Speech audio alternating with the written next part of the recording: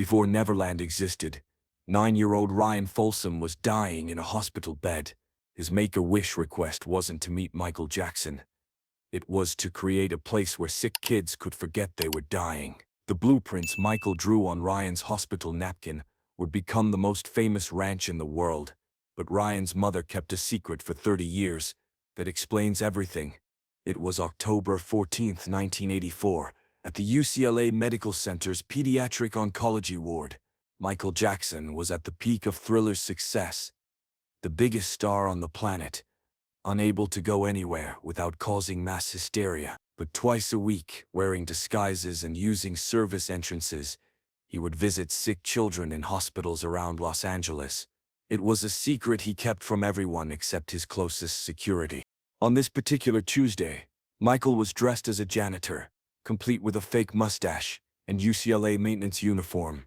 He'd been visiting the cancer ward for 6 months, and most of the staff knew who he was but kept his secret. The children, however, had no idea the quiet man who came to read stories and perform magic tricks was the same person whose poster hung on their walls. Ryan Folsom had been in the hospital for 3 months. Brain tumor. Inoperable. The doctors had stopped talking about treatment and started talking about comfort. His mother, Jennifer, hadn't left his side, except to shower in the family lounge. She was 28 years old, a single mom who'd already sold everything she owned to pay for experimental treatments that hadn't worked. Ryan was different from the other kids in the ward. While they talked about meeting celebrities or going to Disneyland for their wishes, Ryan spent his lucid moments drawing, not typical 9-year-old drawings. Elaborate blueprints of an imaginary place he called Foreverland, where, as he explained to his mother, kids don't have to remember they're sick. Michael, in his janitor disguise, was emptying trash bins in Ryan's room when he noticed the drawings spread across the bed. Elaborate sketches of roller coasters that went through clouds, a zoo where children could pet any animal without fear, houses made of candy that wouldn't make you sick, a theater where your favorite stories came to life. "Those are incredible," Michael said softly, forgetting to disguise his voice. Ryan looked up, studied the janitor's face, and his eyes went wide. Despite the disguise, despite the mustache, Ryan knew. Children always knew. "You're Michael Jackson," Ryan whispered.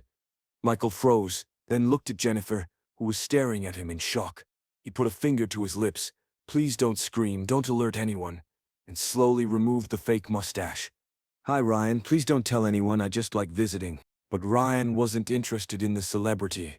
He grabbed Michael's arm with surprising strength for such a sick child. "Look at my drawings. Look at Foreverland." For the next hour, Ryan explained every detail of his imaginary world. A place where sick children could experience magic without limitations, where wheelchairs could fly, where bald heads from chemotherapy were considered beautiful, where e-poles became magic staffs, where no one asked "How are you feeling?"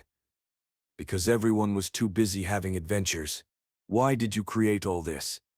Michael asked, mesmerized by the detail and thought Ryan had put into every aspect. Ryan's answer changed Michael's life forever. "Because when I die, I want to leave instructions, so someone can build it for all the other kids who are going to be in this bed after me." Jennifer started crying. Michael's eyes filled with tears, but Ryan wasn't sad. He was determined. "My Make-A-Wish coordinator comes tomorrow," Ryan said. "Everyone thinks I'm going to ask to meet you, but I'm not." "What are you going to ask for?" Michael asked. "I'm going to ask for someone to promise to build Foreverland. But they'll probably say it's too expensive. Adults always say that about important things." Michael looked at this dying 9-year-old boy, who was thinking not about himself, but about children he would never meet. He pulled over a chair and sat down. "Tell me more about Foreverland. Tell me everything." Ryan lit up. He pulled out drawing after drawing. A train that would run through the entire property so kids in wheelchairs could see everything. A movie theater with beds instead of seats for kids too weak. Sit up. A zoo with the gentlest animals in the world. An amusement park where every ride was accessible. A house where kids could stay with their families for free while getting treatment at nearby hospitals. But the centerpiece of Ryan's design was something he called the Giving Tree, a massive oak where children could leave wishes for other sick kids. and take a wish that someone else had left. See, Ryan explained, when you're sick, people always give to you, but sick kids want to give too. We want to matter. Michael asked for a napkin from the bedside table and began sketching, not copying Ryan's drawings, but adding to them. A clock made of flowers that would bloom on the hour. A candy store where fur was free. A place where famous people would come not to be celebrated, but to serve. What should we call it? Michael asked. Foreverland was my idea, Ryan said. But if you build it, it should have your name. How about Neverland? Like from Peter Pan, where kids never have to grow up. Michael's hand stopped moving. He looked at Ryan, then at Jennifer, then back at the drawings. Ryan, what if I made you a promise? What if I told you I would build this place? Every single thing you've drawn? Ryan's eyes widened. You would do that? On one condition, Michael said. You have to help me design it. Every detail.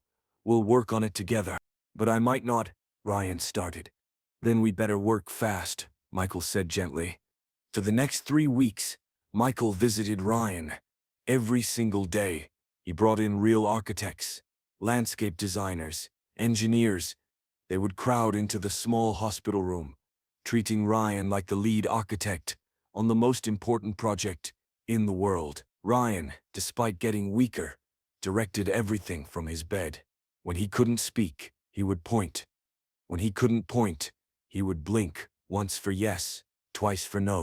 Jennifer watched in amazement as Michael Jackson, the world's biggest star, took detailed notes from her dying son, asking questions like, should the carousel horses be magical creatures instead? And how tall should the candy cane fence be? On November 2nd, 1984, Ryan took a turn for the worse. The doctors said he had hours, maybe a day. Michael was in the middle of a Jackson's Victory Tour concert in Denver when he got the call. He walked off stage mid-song, flew directly to Los Angeles, and made it to Ryan's bedside at 3. Ryan was barely conscious, but he smiled when he saw Michael. Did you bring them? Ryan whispered. Michael pulled out a roll of official architectural blueprints. The plans for Neverland Ranch, complete with everything Ryan had designed. At the top, in official architectural lettering, it read, Neverland Ranch, designed by Ryan Folsom and Michael Jackson. It's really going to happen? Ryan asked. I bought the land yesterday, Michael said. 2,700 acres in Santa Barbara. Construction starts next month. Ryan smiled. Then he said something that would haunt and inspire Michael for the rest of his life. Promise me something else. When kids come to Neverland, don't let them know it was designed by a sick kid. Let them think it's magic. Real magic. Not sympathy magic. Michael nodded, tears streaming down his face. I promise. Ryan Folsom died at 4:47 a.m. on November 3rd, 1984, holding the blueprints of Neverland Ranch. But here's the secret Jennifer Folsom kept for 30 years. Ryan didn't actually die that morning. He held on for 3 more days, and during those 3 days, something extraordinary happened. Michael brought in a film crew and recorded Ryan giving detailed instructions about every aspect of Neverland. 17 hours of footage. Ryan explaining why the zoo needed to be at the entrance, so kids who can't walk far can still see animals. Why the train had to have a special wheelchair car, so everyone rides together. Why the giving tree was the most important part. Because sick kids need to give love, not just receive it. This footage has never been released. Jennifer has it in a vault, along with something else. Hundreds of hours of audio recordings. Michael made over the years, giving updates to Ryan as if he were still alive. Ryan, we opened the theater today.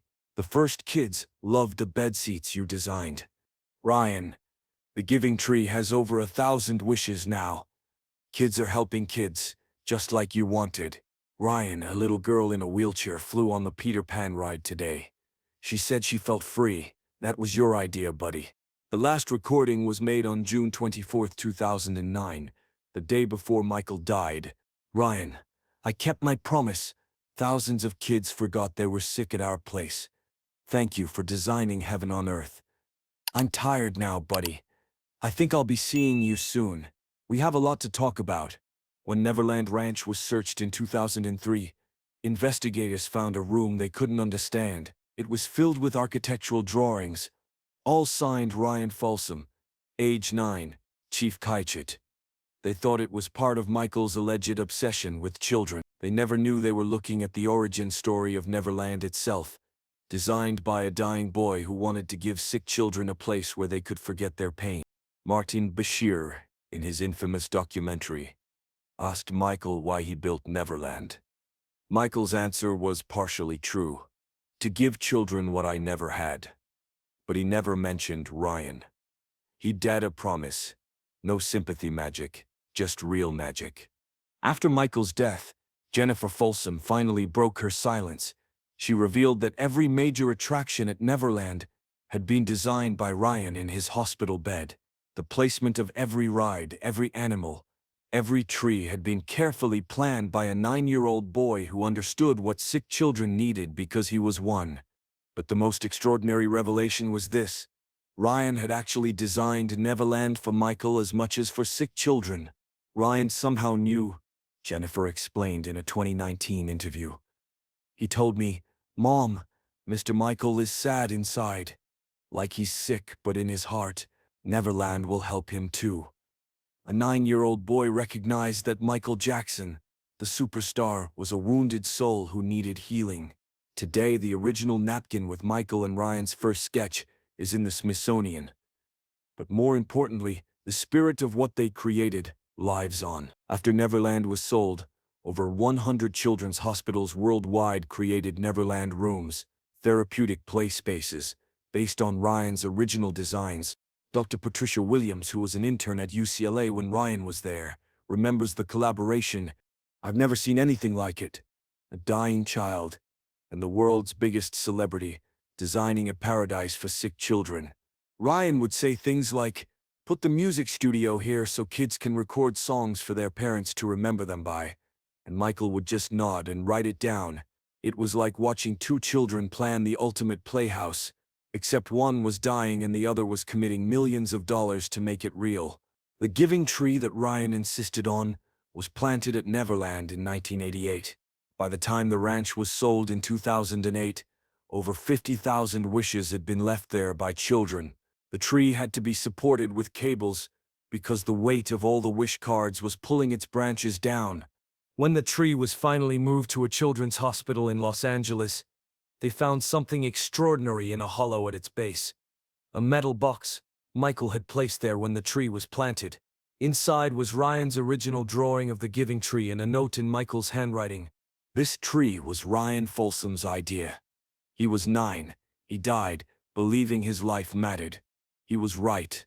Every child who makes a wish here, every child who takes a wish, is proof that Ryan Folsom changed the world. He designed Neverland. I just paid for it. MJ.